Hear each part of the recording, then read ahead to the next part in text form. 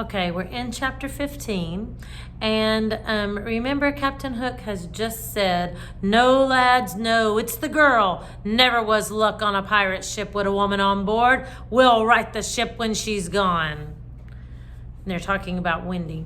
Some of them remembered that this had been a saying of Flint's. "It's worth trying," they said doubtfully. "Fling the girl overboard," cried Hook, and they made a rush at the figure in the cloak. "There's none can save you now, missy," Mullins hissed jeeringly. "There's one," replied the figure. "Who's that?"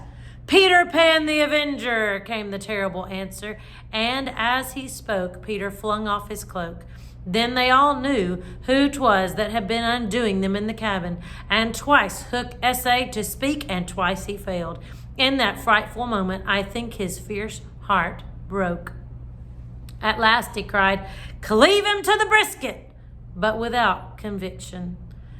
"Down, boys, and at them!" Peter's voice rang out, and in another moment the clash of arms was resounding through the ship. Had the pirates kept together, it is certain that they would have won, but the onset came when they were still unstrung, and they ran hither and thither, striking wildly, each thinking himself the last survivor of the crew.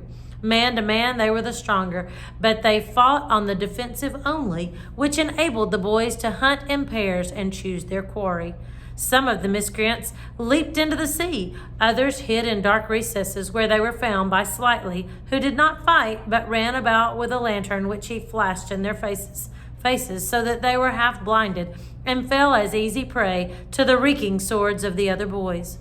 There was little sound to be heard but the clang of weapons, an occasional screech or splash, and Slightly monotonously counting 5, 6, 7, 8, 9, 10, 11. I think all were gone when a group of savage boys surrounded Hook, who seemed to have a charmed life as he kept them at bay in that circle of fire.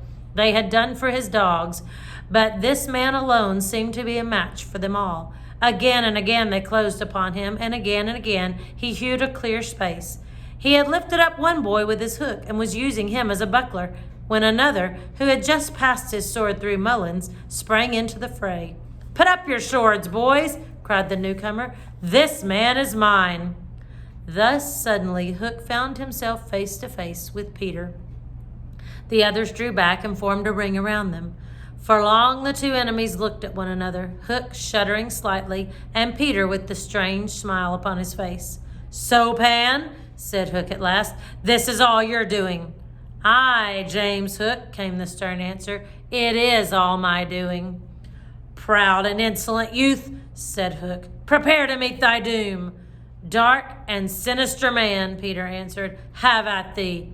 Without more words, they fell to, and for a space there was no advantage to either blade.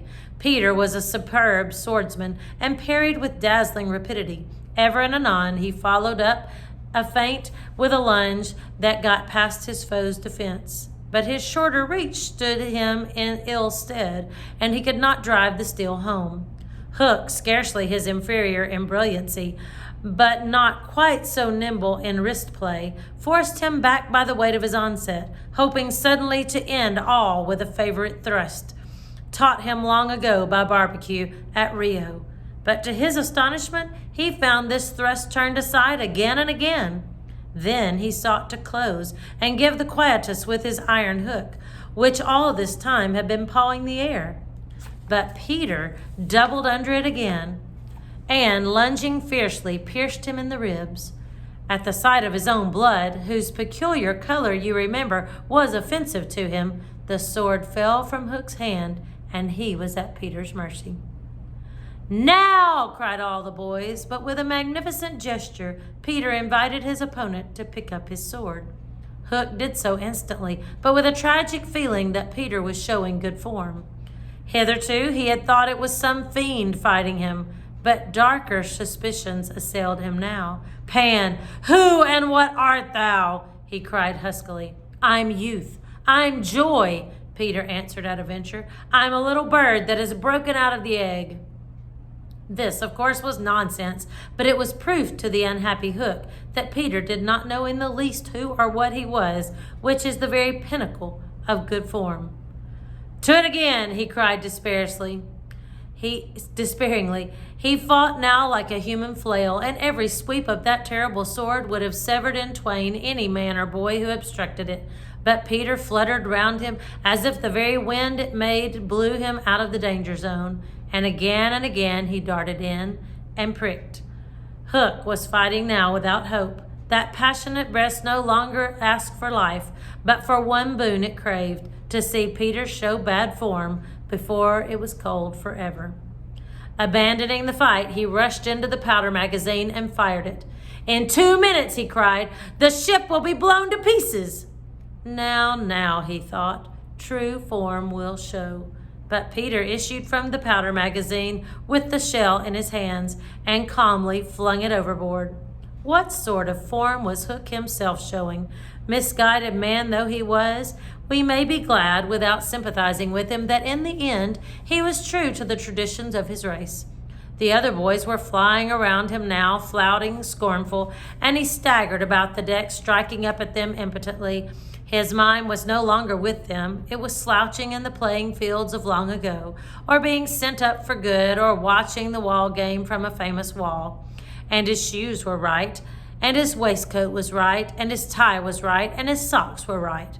James Hook, thou not wholly unheroic figure, farewell, for we have come to his last moment. Seeing Peter slowly advancing upon him through the air with dagger poised, he sprang upon the bulwarks to cast himself into the sea.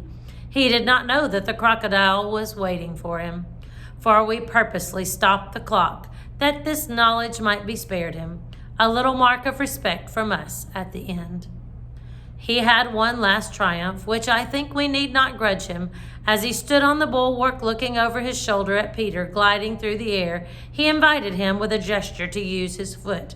It made Peter kick instead of stab. At last, Hook got the boon for which he craved. Bad form, he cried jeeringly, and went content to the crocodile. Thus perished James Hook. 17, Slightly sang out, but he was not quite correct in his figures. 15 paid the penalty for their crimes that night, but 2 reached the shore. Starkey to be captured by the Redskins, who made him nurse for all their papooses, a melancholy come down for a pirate, and Smee, who henceforth wandered about the world in his spectacles, making a precarious living by saying he was the only man that James Hook had feared. Wendy, of course, had stood by, taking no part in the fight, though watching Peter with glistening eyes. But now that all was over, she became prominent again. She praised them equally and shuddered delightfully when Michael showed her the place where he had killed one. And then she took them into Hook's cabin and pointed to his watch, which was hanging on a nail. It said 1:30.